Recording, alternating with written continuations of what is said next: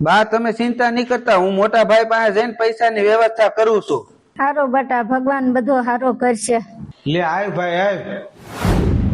મોટા ભાઈ, બાની તબિયત બહુ ખરાબ છે, ડોક્ટરે તાત્કાલિક સારવાર કરવાનું કીધું છે અને મારે ધંધામાં અત્યારે હાવ મંદી છે. જો તમારી પાસે પૈસાની સગવડ હોય તો થોડીક મદદ કરો.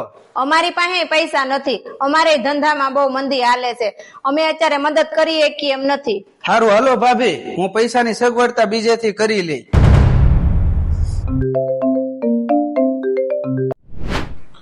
હાલો જીજાજી, મારે તાત્કાલિક 50,000 રૂપિયાની જરૂર છે.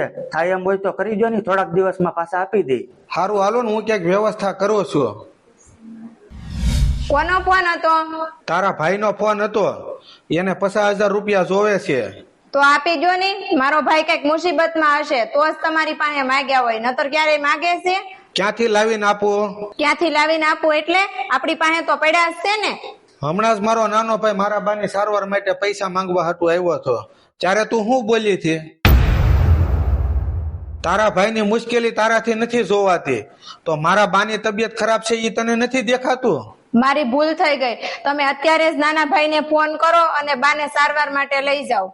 મિત્રો, બીજા માટે ઉદાર બનવું સારી વાત છે, પણ પોતાના પરિવારની મુશ્કેલીમાં સાથે ઉભું રહેવું એ જ સૌથી મોટું કર્તવ્ય છે. જો તમને અમારો વિડીયો સારો લાગ્યો હોય તો લાઈક કરો, કોમેન્ટ કરો અને વધુમાં વધુ લોકો સુધી શેર કરજો.